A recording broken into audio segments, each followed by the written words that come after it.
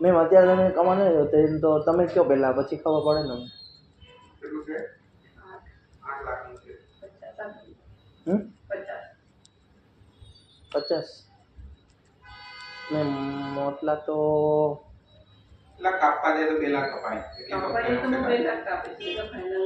એટલી કમ્પ્લેનો તો દુનિયા પર નહીં. પૂરું કામ થોડી કરેલું હોય માણસ તો વહીથી દેખો તો કઈ નહીં મેમ, મેં મારી રીતના વાત કરીને પછી તમને પાછો કહું. હું સીધો ડિસિઝન નહીં લઈ શકું. કઈ નહીં, પછી આપણે તમને કહું.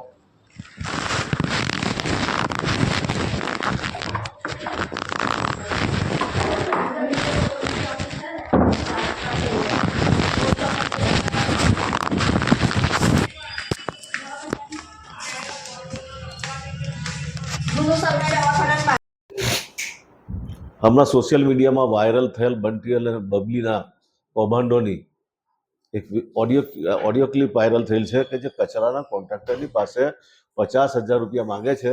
8 લાખના બિલની ઉપર 50,000 રૂપિયા એટલે 6.5% જેટલા થાય ભાઈ. અને આજે આવો તો જ્યારથી બેઠા છે ત્યારથી ચાલુ છે. અને આ તો એક જ ક્લિપ અમે હમણાં વાયરલ કરી છે કે આ એક ક્લિપ, પણ હવે નજીકના સમયમાં અમે બીજી પણ ક્લિપો પ્રજામાં વહેતી કરીશું. અને બીજું હું આપને કહું કે નહીં કરવાના કામો પણ નક્કી કરેલા છે. કેમ કે હવે સત્તા પરથી ઉતરવાનું છે, ગાદી પરથી ગાદી છોડવાની છે અને એમને ખાલી ટકાથી લેવા દેવા છે, બાકી બીજું કશું લેવું દેવું નથી. અને આવી તો અમારી પાસે કંઈ કેટલી ક્લિપો છે, ઓડિયો બી છે, વિડીયો બી છે, અને એ પણ અમે જાહેર કરીશું. એટલે વહેલી તકે જાહેર કરશો કે પછી ઇલેક્શન સમય આવે ઇલેક્શન વખતે અમે જાહેર કરીશું.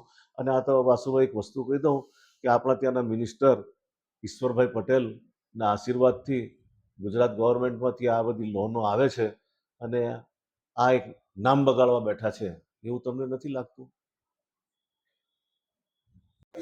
હાલ અંકલેશ્વર નગરપાલિકાની અંદરમાં એક ચર્ચાનો વિષય બન્યો છે.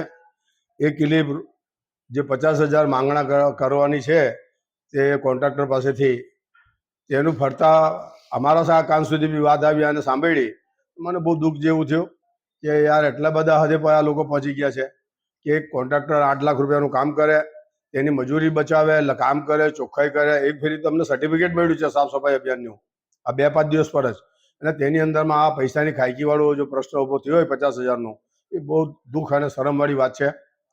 ને આવો જો એના પર જો અમે કાયદેસરના પગલાં નહીં ભરીશું તો આવનારી પેઢીની અંદરમાં બીજા જે પ્રમુખ આવશે તેવી રીતે જ આ કાર્યક્રમ ચાલતું રહેશે અને નગરપાલિકાની અંદરમાંથી ભ્રષ્ટાચારની બૂ આવતી રહેશે.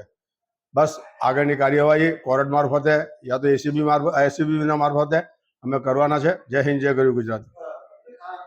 કોન્ટ્રાક્ટરના કારણે આ જે ભોગવટ ઉઠી છે ને આટલો બધો ભ્રષ્ટાચાર થાય છે કે કહી શકાય કે એમાં તમે સીધો આ કોનો વધારે પડતો વાંક કાઢશો?